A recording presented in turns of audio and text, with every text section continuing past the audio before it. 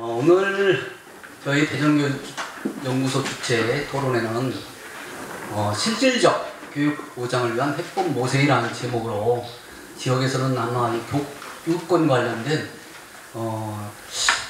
최초의 그런 토론회가 아닌가 싶습니다. 사실은 우리가 서희초, 고서희초 교사의 희생 이후로 우리 교육권 회복에 대해서 또 교육권 보장에 대해서 참 많은 이야기들을 오가고 있습니다. 그런 의미에서 그러한 해결책을 모색한다는 큰 의미가 있을 것 같아서 저희 대전교육연구소가 지역에서 최초로 이런 토론을 잡았습니다. 제가 요즘에 읽고 있는 책 중에 있다 보니까 이런 문장이 있더라고요. 어떤 문제가 지속적으로 반복해서 나타난다면 그건 개인적인 실수나 엄벌해야 할 악행으로 생긴 것뿐 아니라 그것을 바치고 있는 견고한 구조에 문제가 있기 때문이다. 이런 문장을 읽고서 현재 우리 교육이 안고 있는 문제를 정말 한 문장으로 정확하게 표현했다. 지금 저는 이제 서희초 선생님 생각하면서 그분이 학교가 아니라 만약에 다른 장소에서 죽음을 선택했더라면 과연 이 파급력이 이렇게 컸을까 이런 생각을 해봅니다. 그분이 굳이 학교에서 자신의 죽음을 선택한 이유는 분명히 있다고 봅니다. 그러니까 무슨 교육의 제도를 바꾸면 이러한 갈등들이 해결된 것이 아니라 근본적인 교육에 대한 계획 없이는 앞으로 이러한 불행한 일들이 계속 이어질 수밖에 없는 것이 아닌가 하는 개인적인 생각을 가지고 있고요. 오늘 우리 대전교육연구소에서 부족하지만은 그러한 것들을 좀 한번 이끌어내는 그런 귀한 시간이 되었으면 고맙겠습니다. 그래서 어쨌든 중요한 거는 참 지금이 예전에는 정말 이게 진짜라? 이런 일이 있어? 선생님이 뭘 좀 잘못했겠지 라고 생각했던 게 그게 아니라 정말 명명백백하게 드러나는데 참 교사하기 힘들어졌구나. 참 그리고 아이들도 많이 힘들어하고 있구나. 또 우리 부모님들도 어려움이 있구나 라는 거를 제가 좀 알게 됐습니다. 이 자리가 마련된 것 중 이유 중에 하나가 바로 그 서희초 선생님의 그 안타까운 죽음이었던 것 같아요. 그 가보신 분들은 아시죠? 거기 벽이 교실의 절반 부분이 창문이 없습니다. 원래 그쪽이 창고 쪽으로 급식소로 쓰이다가 아마 옮겼다고 그래요. 제가 듣기로는. 그러니까 반 정도는 창문이 없는 거예요. 그러니까 원래 없으면 이해가 되지만 다른 교실은 다 창문이 있는데 이 교실만 창문이 없는 거예요. 그리고 그 창문 없는 쪽으로 해서 쪽문이 있는데 그 쪽문, 쇠문 같은 게 문이 있나 봐요.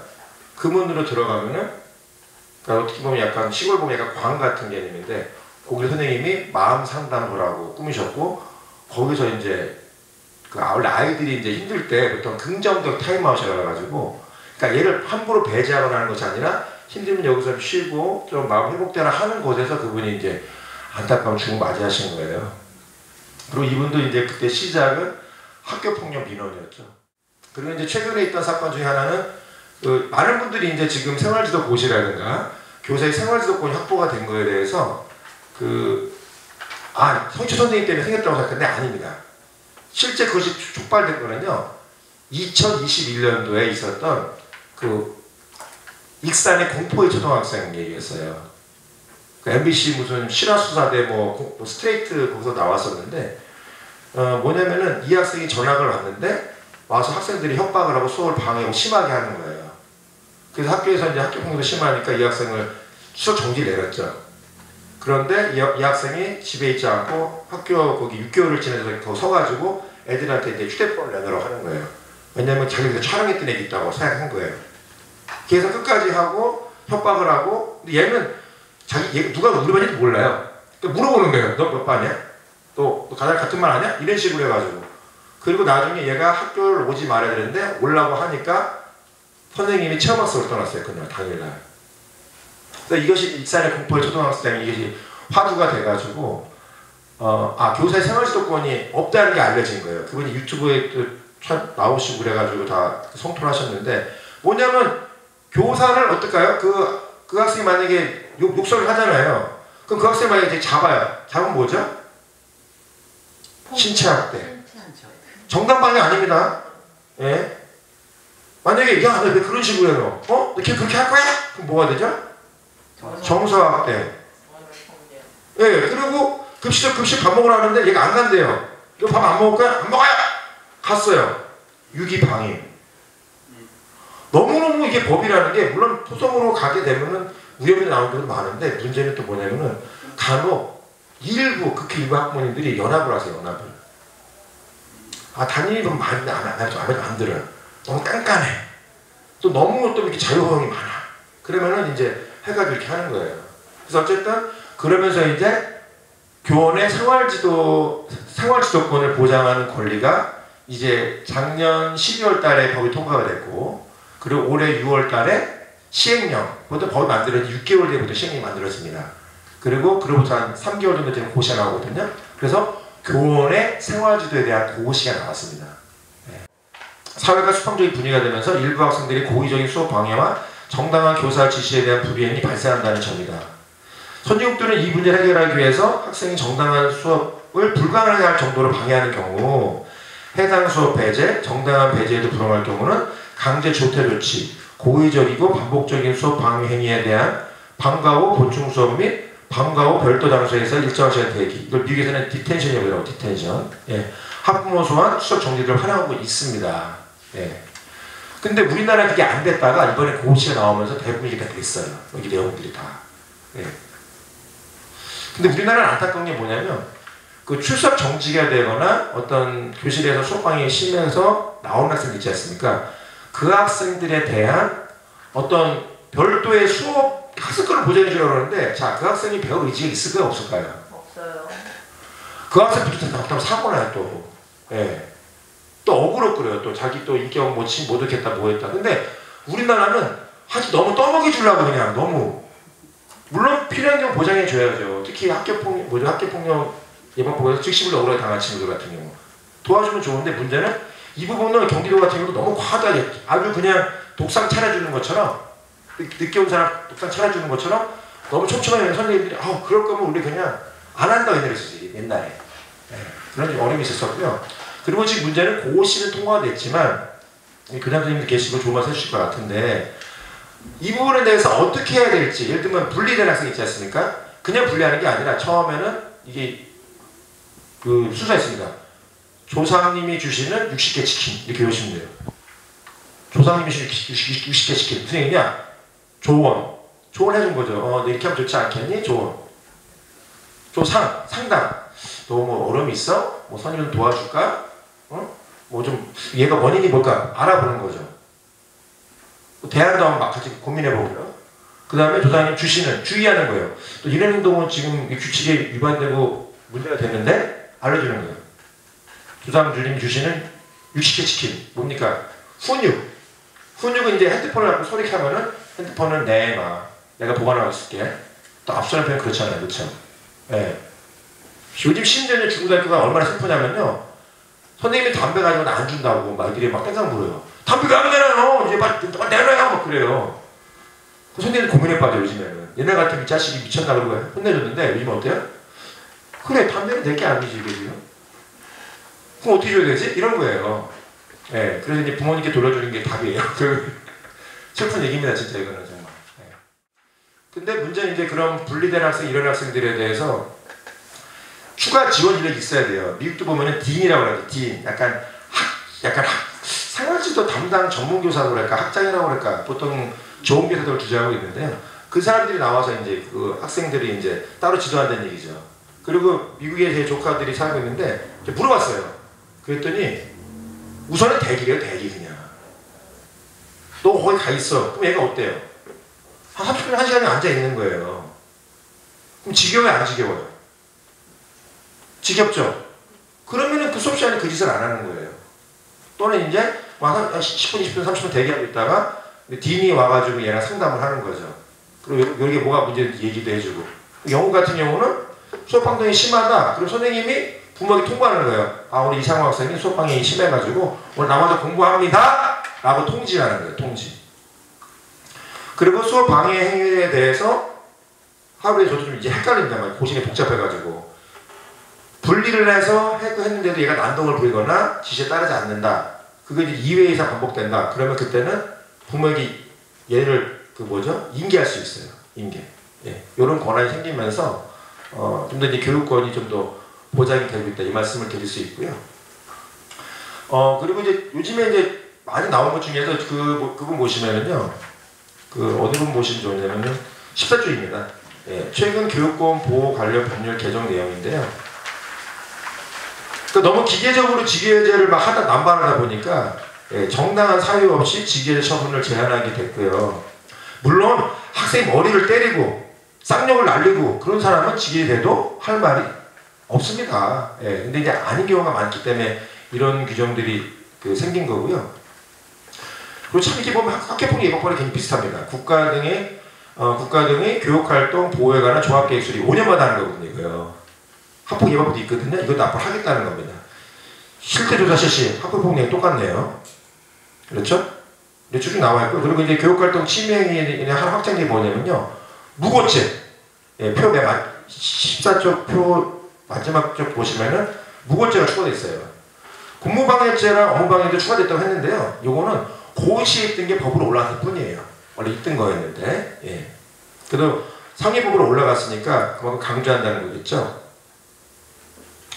그리고 이제 부당하게 간섭하거나 제한하는 행위도 요것도 원래 있던 내용이에요. 있던 내용인데 법으로 좀 더 이제 확장이 되었다라고 보시면 되고요.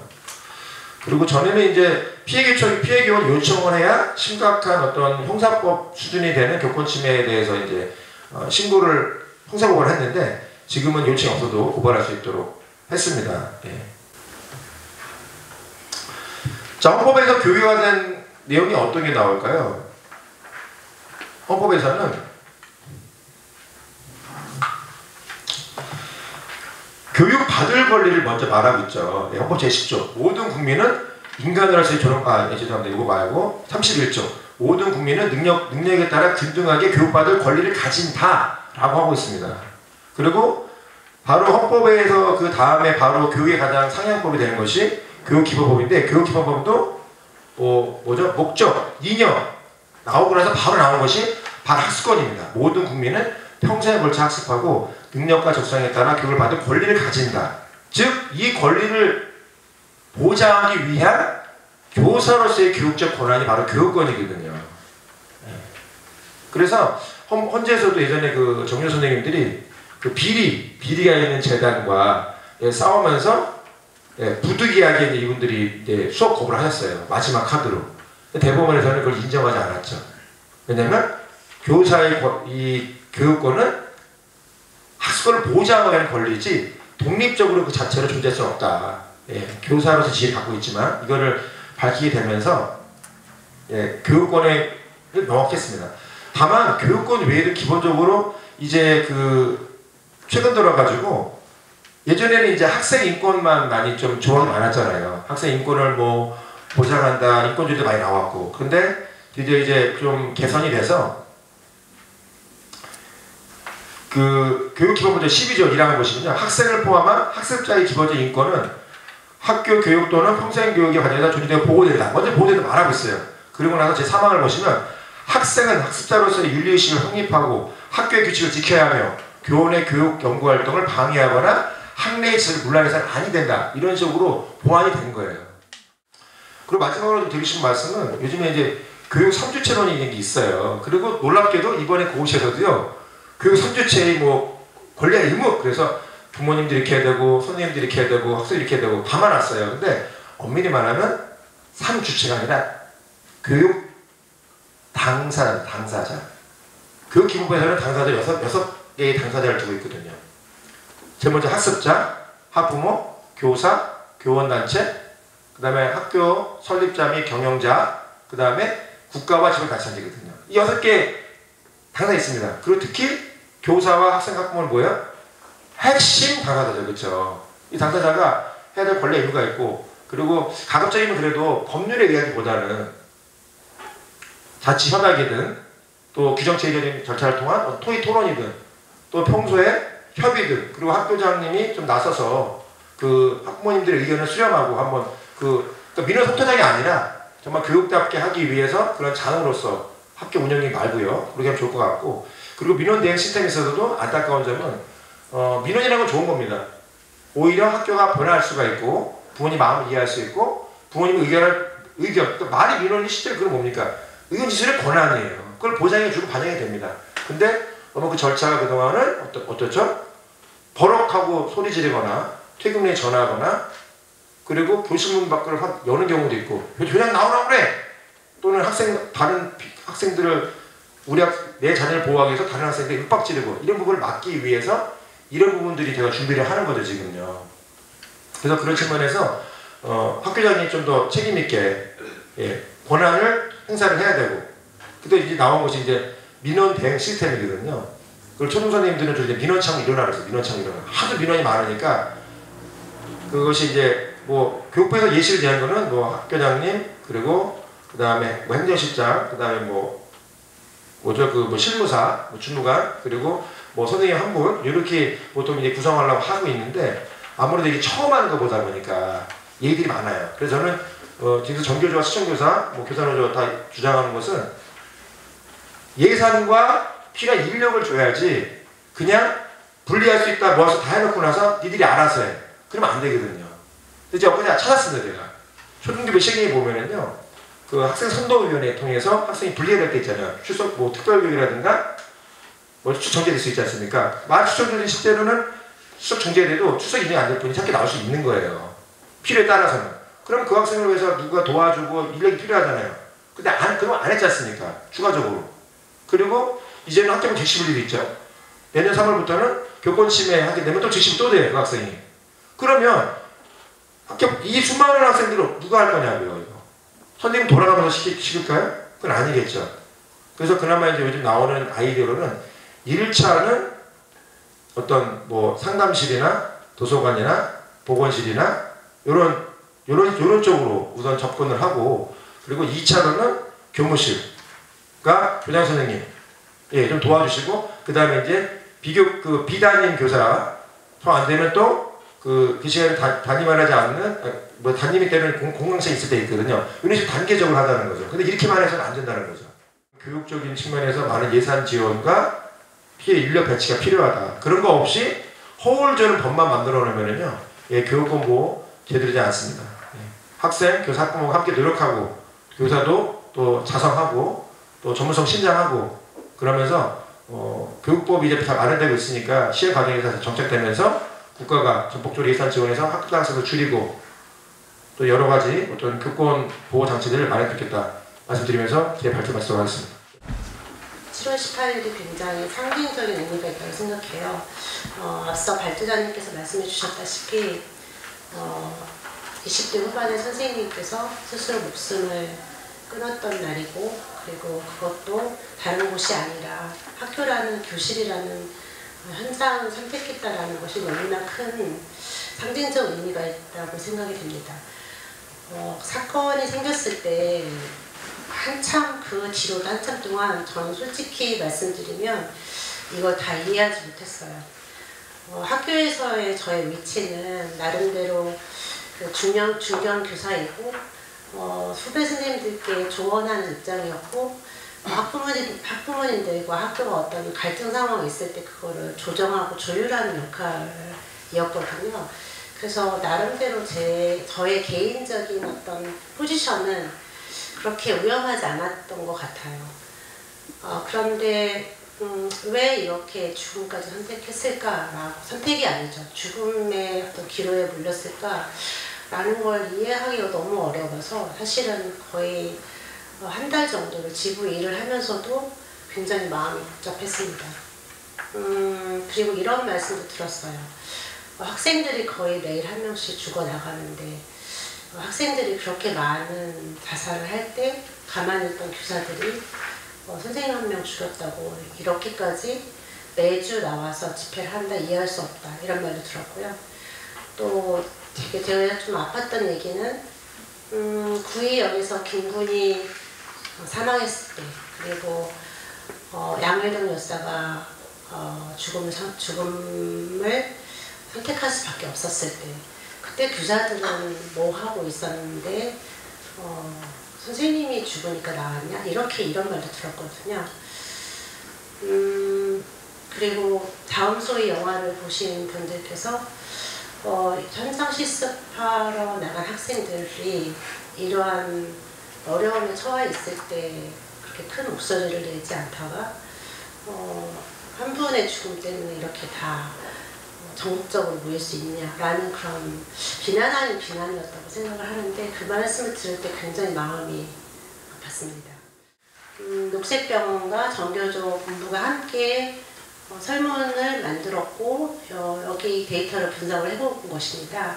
여기 보면 19쪽 하단에 보시면 유치원 교사에서 언어폭력 피해가 많았고 특수교사에서는 신체 위협 및 폭력 피해가 많았다라는 데이터를 결과를 보고하고 있습니다. 제가 올해 일을 하면서 가장 많이 접해야 되는 게 교사들의 민원인데요. 너무 놀라운 사실은 유치원 선생님들 그리고 특수 선생님들에게 이런 교권 침해의 정도와 횟수 이것은 상상 초월이라는 것입니다. 올해 초에 2월 달에 특수 선생님들과 상담하면서 제가 알게 된 사실인데 매 순간 폭력의 위험에 노출되어 있습니다.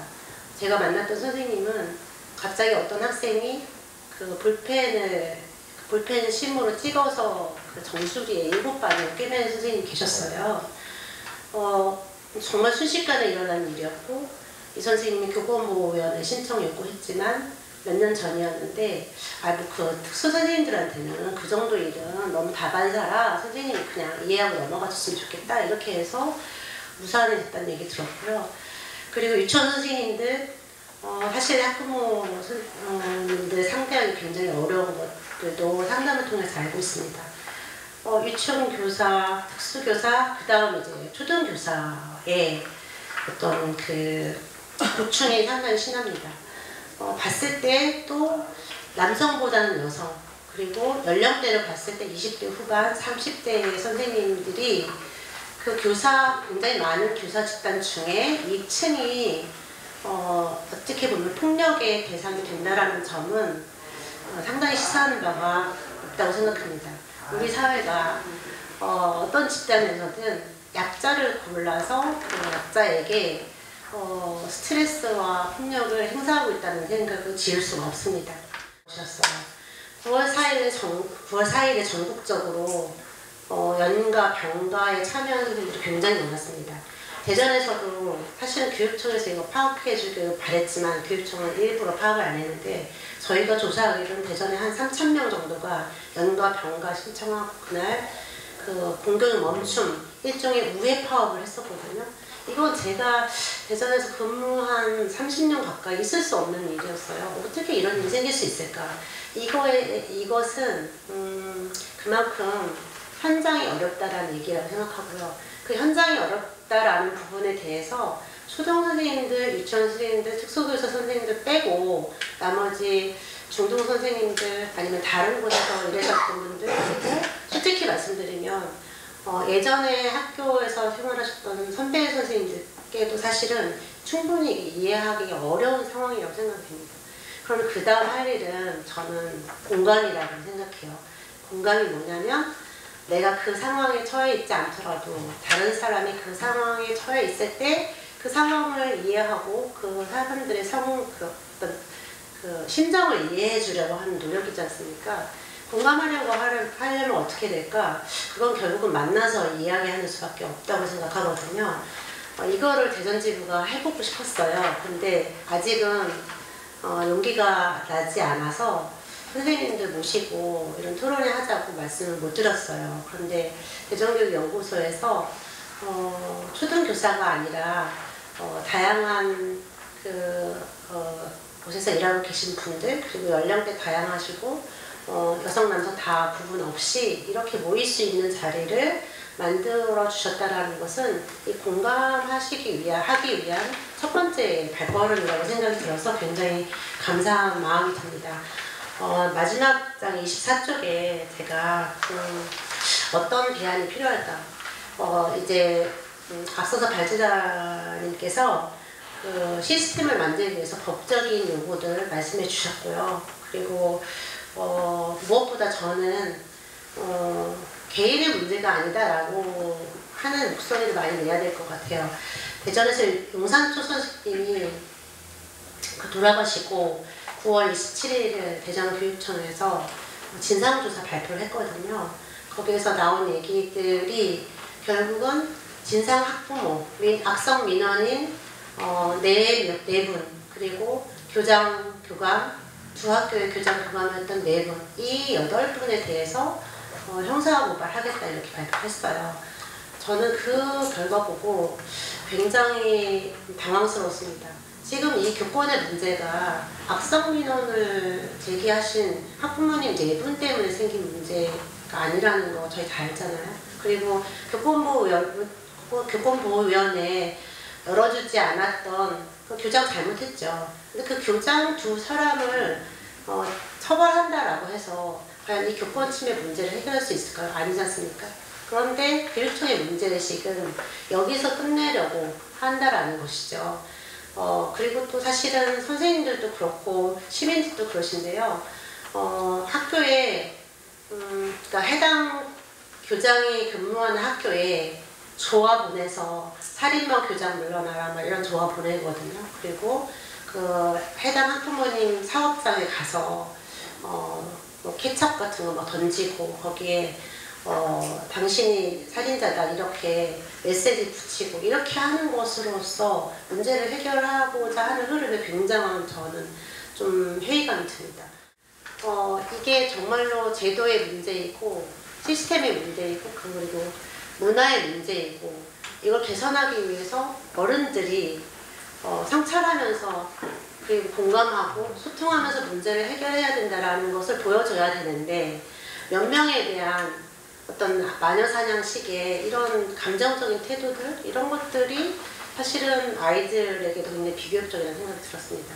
그래서 저는 오늘 토론회를 좀 기점으로 해서 대전에서 어떤 제도들을 만들어가고 그 제도를 만들기 위해서 누구와 연대하고 누구와 협업할 것인가 라는 부분을 함께 고민하는 그런 자리가 됐으면 좋겠습니다. 감사합니다. 저도 학창 시절을 봤을 때 뭐 집에서나 뭐 외부에서 어려운 점이 있었으면 친구들을 만나면서 얘기하고 수다 떨고 그러면서 참 풀렸던 기억들이 좋은 경험들이 있는데요. 그렇게 아이가 문제를 일으켰을 때 학교에서 분리시키는 것 외에 다른 대안이 없었다는 게 참 정말 안타까운 그런 마음입니다. 그리고 이제 희망사항인데요. 앞서 아쉬운 점들을 몇 가지 말씀드렸는데요. 최근 교권의 흔들림에 대한 희망사항을 말씀드리겠습니다. 대전의 한 교사는 무려 5년간 학부모의 악성 민원에 시달렸지만 관리자인 학교장에게 보호받지 못한 채 고인이 되셨습니다. 네, 이건 이제 뉴스 TNT에서 발췌했는데요. 학교 관리자의 소극적 민원 대응 의혹에 대한 조사 결과 고인의 정당한 교육 활동에 대한 부당한 간섭의 민원을 16차례 반복 제기한 것은 고인의 교육 활동에 대한 중대한 침해 행위에 해당되므로 교원지휘법 제15조에 따라 학교장은 즉시 교육활동 침해 행위로 피해를 입은 교원의 치유는 물론 학교 교권보호위원회 개최 등 교권 회복에 필요한 조치를 하여야 함에도 민원 재발 방지에 적극적 대응 없이 2019년 11월 학부모의 지속적 사과 요청에 대해 민원 확대를 우려하여 소극적으로 응대하였고 특히 고인에 대한 안전조치, 해당 보호자 접촉 최소화, 학교 교권보호위원회 개최 등 치유 지원 및 교권 회복에 대한 조치가 미흡했던 것을 확인하였다. 위의 사건은 현재 교육 현장에서 교사가 처해 있는 실상 그대로 보여주고 있습니다. 교사의 업무 중에서 민원 해결 부분이 있는데 학생들끼리 문제에선 학생을 분리하여서 학생들 사이의 문제를 해결하는 것처럼 민원이 발생하면 선생님이 직접 해결을 위한 노력도 필요하겠지만 중재하는 시스템이 있어서 민원 접수 부서에서 따로 중간 필터링이 필요한 그런 시스템이 필요합니다. 문제가 생겼을 때 교사 혼자 모든 것을 감당해야 하는 것이 현재 학교의 시스템입니다. 민원이라고 생각되어지는 순간부터 선생님과 학부모가 직접 통화, 대면하는 것이 아니라 중재하는 곳에서 처리하는 시스템이 필요하다고 생각합니다. 그리고 인성 향상을 위한 교육입니다. 교육의 역할이 학교 정문에 표어로 붙어 있는데요. 가장 기본적인 부분으로 인성 향상을 위한 교육, 그리고 협동심과 이해심, 사랑을 먼저 가르치는 교육이 되기를 희망합니다. 성적 위주의 줄세우기 교육이 올바르지 않다는 건 이제는 대부분의 기성세대는 알고 있습니다. 창조적이고 창의적인 이 시대에 아이들의 인성 향상에 도움이 되는 교육의 여건이 만들어지기를 희망합니다. 개성이 많은 아이들이 넘쳐나는 이 시대에 아이들의 적성을 찾아주고 도움을 줄 수 있는 공교육이 되기를 희망합니다. 학기 초에 학부모 총회를 갔었는데요. 교장 선생님께서 시설비 예산을 받아서 리모델링을 해가지고 과학실이 굉장히 좋아졌고 아이들이 활용을 잘하고 있다라는 거 막 너무 자랑을 하시는 거예요. 그래서 시설 좋아진 거는 그럴 수 있는데 당연히 과학실 활용하는 건 당연한 건 아닌가라고 생각을 한 적이 있었거든요. 그런데 이제 생각을 해보면 저 초등학교 때는 국민학교죠. 국민학교 때는 과학실을 이렇게 구경만 했던 것 같아요. 복도에서 지나가면서. 그리고 중학교 때는 실험을 했어요. 실험을 했는데 굉장히 재밌었었죠. 근데 실린더인가 뭐를 깼어요. 어떤 조에서. 그 이후로 과학실에 가지 못했습니다. 네, 하여튼 그런 이제 현장에서 제가 또 아는 한 중학교 과학 선생님께서 실험을 한 번도 하지 않으셨대요. 왜냐면 사고가 날까봐. 네, 그래서 본인이 외부에서 커피 로스팅하는 걸 배워갖고 와서 아이들한테 시연을 했다. 뭐 이런 얘기를 하시길래 굉장히 의아했었거든요. 그만큼 이제 현재 어떤 사고, 너무 안전 불감증, 사고 날까 뭘 하지 못하는 그런 교육 현장이 된 것이 너무 이제 안타깝고 그런 마음입니다. 이제 정리를 하자면 최근 잇따른 선생님들의 죽음으로 알려진 도가 지나친 민원들이 교육 현장에서 많이 발생되고 있습니다. 민원의 성격과 민원인의 성향에 따라 민원 대부분을 선생님 혼자서 감당하기엔 힘든 부분이 있습니다. 저는 선생님의 요청이 있으면 언제든 민원 해결 부서가 따로 있어서 선생님이 민원과 분리돼서 근무할 수 있는 여건이 마련되어야 된다고 생각합니다. 아이들끼리 문제가 있으면 분리 조치로 감정을 추스릴 수 있는 여유를 주는 것처럼 선생님 또한 그런 환경에서 분리되어 본연의 의무를 다할 수 있도록 해야겠습니다.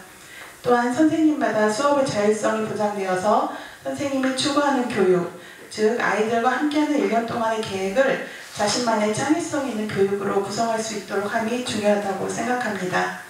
수업의 자율성이 보장된 건 알고 있지만 선생님이 꿈꿔왔던 교육의 장을 폭넓게 발휘할 수 있는 환경이 확보되기를 희망합니다. 우리는 이번 사건으로 마녀사냥이나 개인신상 털기라는 언론 보도를 접했습니다. 가해자와 피해자, 그리고 감정적인 접근으로 또 다른 사건을 만들고 있습니다.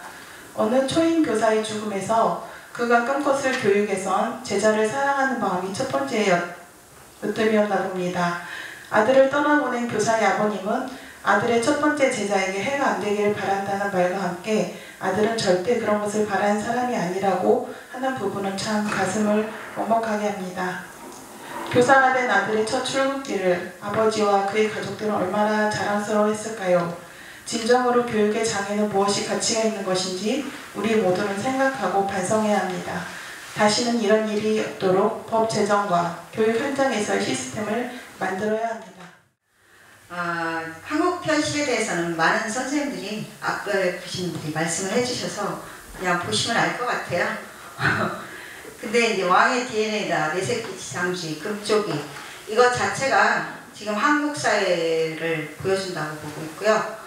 이것은 제가 볼 때는 이제 자식에 대한 학부모들의 과몰입하고 과잉보호 이런 것들이 제가 썼는데 처음 써봤는데 학생들의 자립심이라든가 인생 면역력 자체를 떨어뜨린다.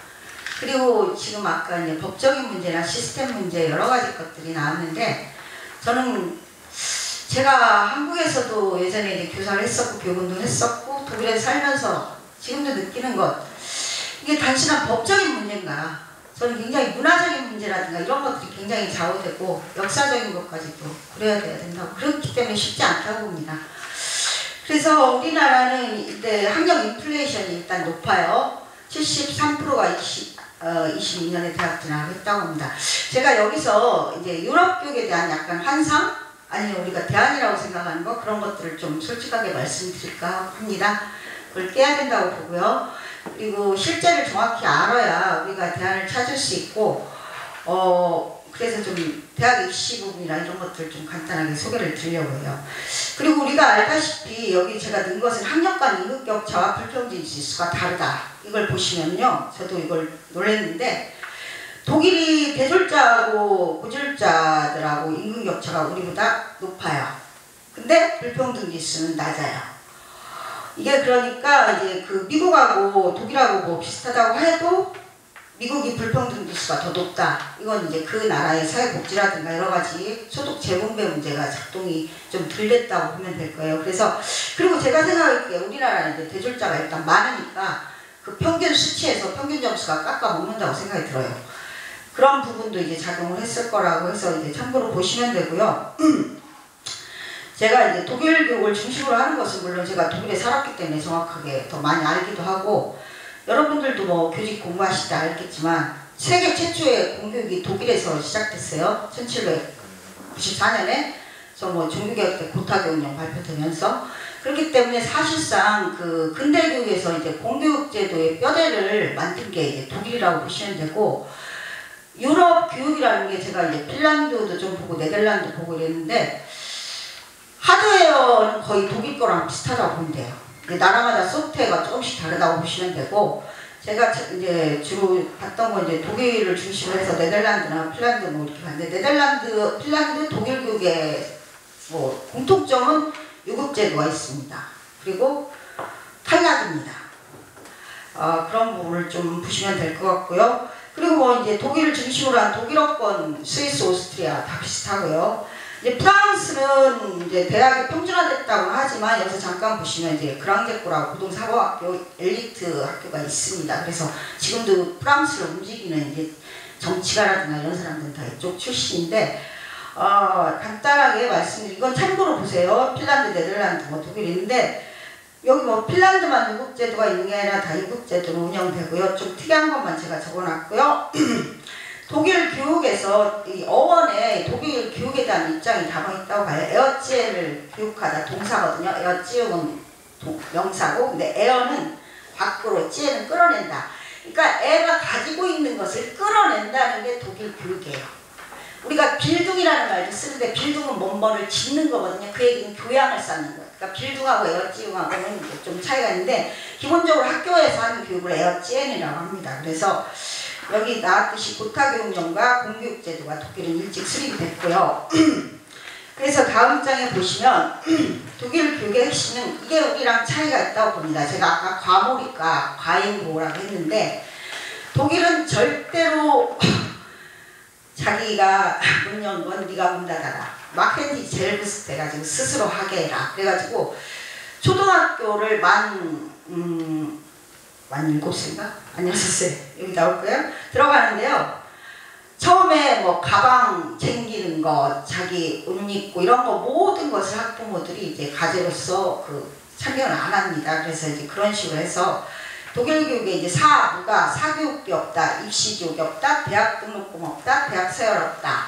이 얘기인데 이것을 이렇게 딱 봤을 때는 너무너무 좋아가지고 우리 김노리 교수님이 우리의 불행은 당연하지 않다 해가지고 전교조 패드를 많이 확보하셨는데 악마는 디테일에 있다고요. 디테일은 참 많이 그분이 삭제를 했다고요. 그래서 제가 그 부분 오늘 잠깐 말씀을 드리려고요. 왜냐하면 이제 우리 대학 입시 해수체급에 이걸 많이 얘기를 하는데 이 부분에 굉장히 디테일한 부분, 복잡한 부분이 많다고 봅니다. 그리고 나머지 이제 보시면은 좀 독일, 네덜란드 뭐 이런 데가요. 제가 네덜란드를 좋아가지고 세 번 갔었는데 세계에서 제일 자유로운 나라 같아요. 물론 안 가운 나라 많기 때문에 이렇게 얘기할 수 없지만 네덜란드는 아시겠지만 금지를 금지한다. 그게 네덜란드 옛날부터 모토였어요. 그 나라는. 그랬기 때문에 모든 금서가 출판되고 그랬던 나라인데 학교에서 이 학생들의 그 교육에 있어서만큼 굉장히 엄하더라고요. 제가 그거 보고 좀 깜짝 놀랐는데 그러니까 굉장히 분위기가 자유롭고 자유롭게 학교 생활을 하는데 뭐 학교에서 수업 방해를 했다거나 폭력을 휘둘렀거나 이런 부분에 대해서 굉장히 엄하다 이런 것들을 보시면 됐고요. 여기서 보시면은 뭐 특이한 게 이제 독일 같은 경우 구구단을 1년 배워요. 초등학교에서. 절대로 외우게 안 시킵니다. 곱셈의 원리를 지가 터득할 때까지 가르치는 거예요. 이제 그런 식으로 독일 교육은 이루어져 있고요. 교원 양성체계 자체가 좀 복잡합니다. 그리고 우리도 교원되기 힘들지만 독일은 진짜 힘든 것 같아요. 보면은 뭐 1단계 학위 취득하고 2단계 수습기간 거치고 2단계에서 통과돼야 3단계 국가고시를 봅니다. 그리고 이것도 국가고시 본 다음에 자기가 또 공모를 해야 돼요. 그리고 또 특이한 건 뭐 이건 중요한 건 아닌데 베를린은 왜 이러는지 모르겠는데 예산이 좀 부족해가지고 공무원으로 안 하고 그냥 시의 직원으로 이렇게 돼 있다고 합니다. 다 공무원인데 독일은 이제 공립학교 국립대학이니까요. 그리고 뭐 이제 그 민주교육을 위해서 보이텔 박혀박 뭐 이런 게 있고요.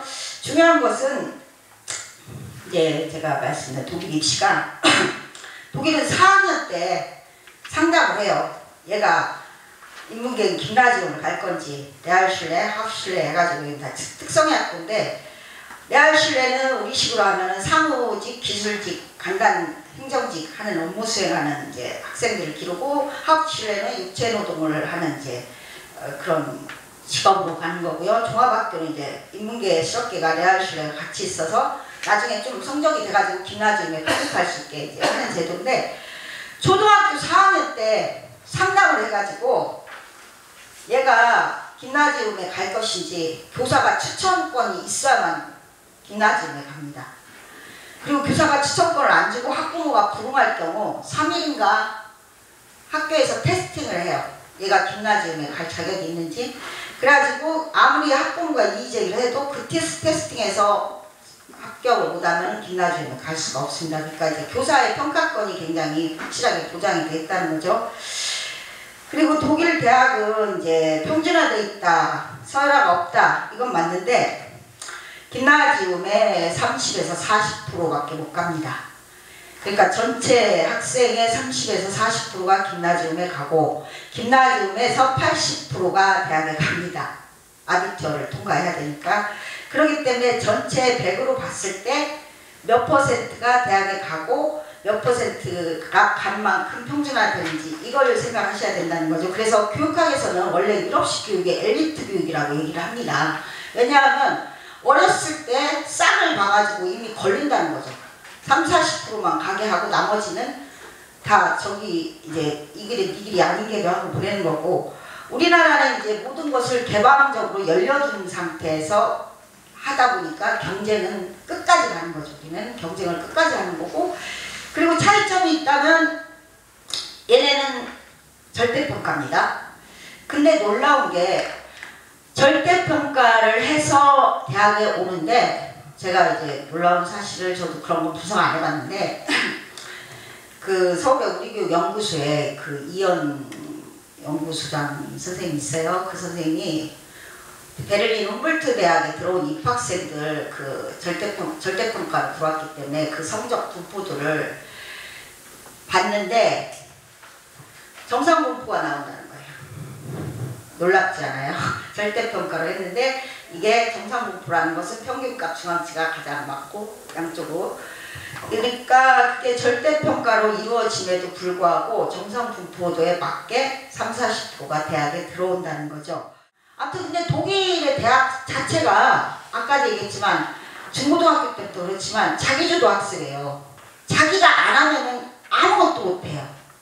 아무도 상을 안 차려줘요. 우리나라는 막 밥까지 먹여주려고 하는데 얘네는 기본적인 상차림만 해주고 다 네가 알아서 해야 되기 때문에 그러다 보니까 또 보통 인문사회 계열은 막 과목을 전공을 2개 해야 돼요. 부전공까지. 그래가지고 이과도 말고 아무튼 그래가지고 이제 그런 부분이 있고 그래서 이제 제가 얘기하고 싶은 것은 여기 학생의 권리만 잠깐 보시죠. 독일은 이제 핵심적인 거 한번 할게요. 제가 이것도 놀랐어요. 교장이 교장을 거의 안 하려고 해요. 특히 초등학교 교장을 그렇다고 하더라고요. 왜냐하면 교장이 수업도 학교마다 다른데 평균 한 20시간 수업 시간이 있고 거기서 자기 행정 업무 시간 한 10시간 정도 빼주면 최소 9시간에서 10시간 수업을 해야 된대요. 그리고 이제 행정비서가 행정적인 업무 해주고 교사들도 수업이 굉장히 많아요. 근데 우리하고 차이가 있다면 우리는 여기는 행정적인 업무 교사가 거의 안 하는 거죠. 없다고 봐야 될 거예요. 물론 제가 근무를 안 해봐서 정확하게 모르겠는데 이런 게 있고 그래서 교장이 크게 뭐 메리트 있는 저기 직책은 아니고 초등학교 같은 경우 특히 교장을 구하기가 힘들대요. 이런 게 있고 교사의 교육권. 교사는 모든 것에 이제 자율권을 많이 가지고 있어서 야외 수업이라든가 이런 것들 활동이 굉장히 자유롭게 이루어집니다. 그리고 평가권, 아까 얘기했지만 아비투어는 그 학교에서 봅니다. 그 주에서 지정한 그 평가위원하고 학교장하고 이렇게 해가지고 그렇기 때문에 우리처럼 막 어느 한 날 잡아가지고 전국적으로 시험을 보고 이런 건 없습니다. 그래서 이제 그 시험 기간을 주면은 아비투어 기간이 거의 한 20일 정도 되더라고요. 논술 4과목을 봐야 되니까 논술 보면 날이 한 열흘 정도 되고 뭐 5일 정도 구술 시험 보고 이런 식으로 해서 그 시험 기간도 이제 학교가 자율적으로 이제 주에서 정하는 날짜에 하고요. 학생의 권리는 뭐 우리보다 굉장히 권리도 자유롭긴 하지만 이제 학교 배제 있고요. 폭력이 있었을 때 이제 당연히 굉장히 엄격하게 그런 것들은 금지를 하고요. 스마트폰 같은 경우도 수업에 방해되면은 교사가 다 수거를 한답니다. 그리고 이제 교사나 학부모는 절대로 학년과 학급 배치에 간섭할 수 없대요. 그러니까 담임을 바꿔달라 어쩌달라고 이런 것들을 권한이 없다는 거죠. 그런 일이 만약에 발생했을 때는 감독관청의 학부모가 이제 이의제기는 할 수 있다고 합니다.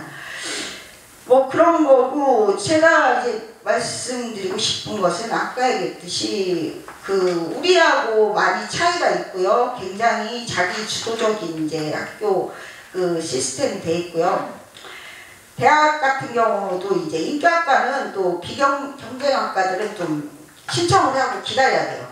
뭐 신청해서 다 들어가는 건 아니고 기다렸다가 자기가 다른 대학 가기도 하고 그다음에 근데 이제 독일은 우리가 피사에서 2012년에 우리가 5위였는데 독일이 이제 15위였다 뭐 이런 피사 성적이 나오고 했는데 이게 12년도 도표인데 근데 이제 우리가 본 것은 아까 얘기했듯이 제가 독일 교육을 얘기를 한 것은 일단은 독일이 지금 최단시간 노동 나라예요. 우리나라가 566시간 더 일을 많이 하더라고요. 1년에. 그리고 근무 시간이 제일 짧고 직장 휴가가 제일 많은 나라예요. 북유럽보다도. 이제 이런 나라를 만드는 데 있어서 이제 어떤 식의 교육을 했다. 이런 것들만 우리가 참고를 하시면 될 것 같습니다. 지난 2월 28일까지 교사를 하다가 3월 1일 날 갑자기 공모교장을 하게 돼서 지금 교장을 하고 있습니다. 교장이 되니 요즘 가장 많이 듣는 건 네 책임 다 해라 이런 이야기를 좀 듣고 있고 그 책임을 다할 자세와 준비는 되어 있는데 그 책임이 무엇인가라는 것들은 공동체 구성원이 함께 만들어 가자. 법령으로 정하는 책임은 제 원고에 이렇게 써 있습니다. 교장의 권한에 초중등교육법에 이렇게 되어 있습니다. 그런데 교장이 하루아침에 되고 나니 학교 구성원들이 이거 네 일이야 라는 말을 합니다. 그러면 그동안 우리가 함께 만들어왔던 민주적인 이 토대는 어디에 갔나요? 라는 질문을 저는 거꾸로 교장실에서 교무실에 보내고 있습니다. 제가 학교를 경영하면서 대화와 원칙이 살아있는 학교를 어떻게 만들 것인가 라는 고민을 하면서 학생, 보호자, 교원들, 교직원들과 소통을 하고자 합니다. 그래서 가장 기본이 되는 건 서로의 정보를 공유하는 것 그리고 그거를 통해서 신뢰를 만들어가는 문화를 만들어가는 거예요. 예를 들면 오늘 같은 이런 자리 학교 설명회를 하는 자리라고 하면 저희는 학부모님 대표와 어떻게 이 학교 설명회를 함께 준비하면 좋을까요? 라는 제안을 서로 나눕니다. 공동체 구성원이 관계를 맺는다는 건 누가 구경하고 대상화되는 게 아니라는 거예요. 그러면 우리가 만들어가는 문화가 악성 민원인이라고 이렇게 서희초 사안이 있을 때 저희 학부모님들은 어제까지는 저희 보고 공동체 구성원이라고 하면서요. 오늘은 갑자기 언론에서 모든 곳에서 악성 민원이라고 하는데 저희의 상실감은 어떻게 합니까? 이런 질문을 하셨고 그거를 토대로 그러면 우리가 계약을 어떻게 만들까? 학교와 학부모님이 같이 부모회하고 만들어서 감사를 서로 전하는 영상을 만들고 이 계약 첫날 준비를 이렇게 시작을 했습니다. 이런 것처럼 학교의 문화는 저는 서희초 사건이 발발하고 나서 더 민주적이고 더 인권적이 되지 않으면 학교는 변하지 않는다. 이런 생각을 했습니다. 그래서 우리가 하는 행사 하나하나 학교에서 아이들을 대하는 제도, 구조, 권리, 신장할 수 있는 모든 자유와 평등의 권리는 더 신장되어야 하는데 그거에 대한 상상이 공동체 구성원이 굉장히 낮습니다. 그런데 보호자님들은 인권에 대한 인식이 굉장히 높습니다. 그래서 함께 손잡고 이야기를 나누면 학교에서 하는 여러 가지 것들을 더 인권적이고 민주적으로 운영할 수 있습니다. 이렇게 관계를 맺어가는 사례들은 제가 원고에 좀 실었습니다. 2023년 이전에 저는 홍동중학교에서 교직의 반을 홍동중학교에서 보냈습니다. 그래서 제가 살고 있는 마을이 홍동마을이고 제 아이들이 다녔던 학교가 홍동중학교예요. 그래서 아이들이 있을 때도 근무를 했고 그리고 다른 학교를 갔다 다시 와서 근무를 했습니다. 그러면서 학교와 지역사회와 보호자님들이 서로 신뢰하는 관계를 어떻게 만들까라는 고민을 했고 그런 것들을 하나하나 교육공동체 생활협약 그리고 학교 설명회를 바꾸어 나가는 것 그리고 단지 성적표만으로 아이들이 성장하고 있다라는 이야기를 하는 게 아니라 학부모 간담회를 통해서 아이가 하나하나 사회성이 성장하는 것 그리고 어떻게 관계 맺는 것을 서로 이야기하는 자리 이러한 것들을 수시로 만들어내고 있습니다. 그래서 보호자와 함께 신뢰하는 학교를 이렇게는 만들 수 있고 그럼 학생들하고는 어떻게 만드냐 학생들은 저희가 3학년에 특성화 교과를 운영하고 있는데 민주 시민교육을 운영하고 있습니다. 아이들은 차별 발견하기를 합니다. 그러면 아이들이 발견한 차별이 아주 사소하고 이런 거라 할지라도 학교장, 학생부장, 교감, 담임선생님이 참여해서 대답을 합니다. 그 자리에서 해결하지 못한 것은 아이들이 벽보를 붙이면 그거에 다시 대답을 합니다. 아이들의 의견이 존중받는 경험을 하는 것 그리고 거기에서 민주적인 토대가 만들어지지 않으면 저는 이러한 것들이 민원과 이걸로는 어떤 법이 만들어지는 걸로는 해결되지 않을 거라고 생각을 합니다. 제가 교장이 되고 나니 교장이 되는 자격에 한 6주 정도 연수를 시킵니다. 대한민국 교육에 6주 정도 연수를 시키고 새로운 관리자, 갈등을 중재하고 새로운 비전을 만드는 일을 이 교장한테만 모두 맡긴다면 우리는 사실은 답을 찾기 어렵습니다. 교장 선생님들이 민원을 해결하는 방법을 모르는 게 아니라 지금까지 교무실 문화가 어떤 힘 있는 위치에 의해서 작동됐기 때문에 그것을 보고 그대로 올라갔기 때문에 교장 선생님들이 그 자리에서 그렇게 해결할 거라고 저는 감히 말씀드립니다. 그래서 우리가 민주적인 방식을 교무실 교육 현장에서 작동시키지 못한다면 아무리 법이 바뀌어도 해결 지점은 안 보이고요. 또 하나는 아동학대법에 신고 의무가 되어 있고 저도 교육을 교사로서 받았습니다. 그래서 그 자리에 받으면서 홍성의 아동보호 전문기관에서 나오신 분한테 혹시 과태료를 교장 선생님한테 물린 사례가 있을까요? 라고 질문을 했습니다. 충남 홍성의 그 아동보호 전문기관은 과태료를 한 번도 이렇게 해서 군청에서 교장을 상대로 물린 적이 없습니다. 그런데 학교에 작동하는 건 불안과 감시 시스템입니다. 그리고 형법 307조에서는 합리적으로 의심이 들 정도가 되어야 기소한다고 되어 있습니다. 이미 법률에서는 이러한 것들이 다 되어 있는데 학교는 그러한 법률에 의해서도 작동되지 않고 두려움에 의해서만 작동되었습니다. 그래서 대화와 원칙이 살아있는 공동체 구성원, 그런 학교 공동체가 만들어지지 않는다면 우리의 30만이 모여서 주장했던 것들은 다시 무너질 수 있습니다. 그래서 학교는 더 민주적이고 더 인권적인 방향으로 작동이 되는 것, 그리고 학교 선생님 구성원들이 동료의 아픔에 손잡을 수 있는 힘을 갖는 것, 이것이 지속가능한 교육 공동체의 해법이지 않을까 제안합니다. 이상입니다.